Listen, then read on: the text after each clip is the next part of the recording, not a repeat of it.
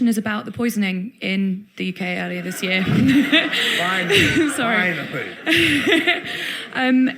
Is there a way for us to respond to that strongly that doesn't escalate the kind of confrontational paradigm? Yeah. You know, when this took place in Salisbury, I was shocked. And I tried to figure out for myself some kind of logic. Now, you know, why? Who would do this and why? Now, you know, let's forget about the child in Cheeseling. You know, she didn't do anything. Skripal. He was a military agent, right? He worked for the former GRU, not for the KGB. Putin worked for the KGB.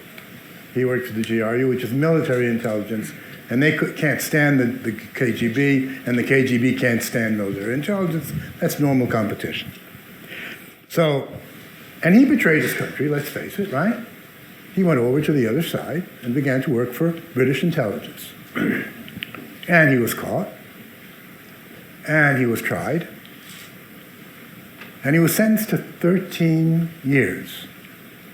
Now, I don't know if you're familiar with what happens to spies who turn against their own country and are then caught.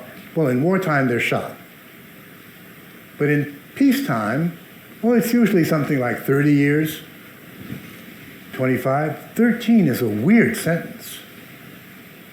Not only does he get this rather short sentence, considering, but he's exchanged for Russian spies who were caught. Now, if he was exchanged, that means that he really didn't know anything at that point. He was in no danger to the Russian side. So, you know, let him go and we'll get ours back. Now, Putin doesn't like traitors. Who does? If Putin had wanted to kill him, he was in prison. It was easy to do it. And you could say that he had a heart attack or that he committed suicide or whatever. There was no problem killing him when he was in jail in Russia. But they let him go. They exchanged him. They could have exchanged someone else. They exchanged him. What sense would it make to poison this man under those circumstances? I mean, logically. Putin is anything but stupid. It's not stupid. It's very risky. The risk of somehow this being found out is always there. Why do it? This is not a dangerous person. He can't do anything. He can talk about what he knows, but it's over. So I try to find, I'm not saying it didn't do it. I'm saying I'm trying to find some kind of logic. Logic, not emotions. Logic as to why Putin would be involved in something like that. All right, it's not Putin. It's one of those lower, one of the GRU people who think that Putin would like it if they did it. But would Putin like it if it was discovered? No, of course not. They'd get their head chopped off. So why would they risk it? They're not going to get decorations for doing it, because if Putin had ordered it, then yes. So why would they do it? So to me, it really remains a mystery, because it's stupid. It's counterproductive. It doesn't do anything positive at all. So am I denying anything? I'm not denying. I'm saying give me proof. Please. Just show me. Yes, there it is. Now, this interview, did you see it? The interview of Rita, what's her name? Simanyan with those two people? Did you see it? It was one of the most unprofessional pieces of work that I've ever seen. It was just, I thought, what, who, why? And it happened, the day before that, Putin had said, these two men should go to the media, and so they come the next day, they're there, you know? It's laughable, except that it's not.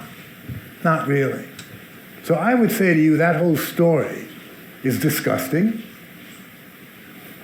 I find it hard to believe that Putin's initiated it. I really do. But somebody did. There's no doubt about it. Now, I've heard a really nice story. You know, that Mr. Skripal in Britain, every time he'd meet with his handlers, as they call them, he would be paid a certain amount, not a lot, you know, 5,000 pounds or 7,000 pounds, or if he felt he had something really interesting to say, 10,000 pounds. But again, he was of no real interest.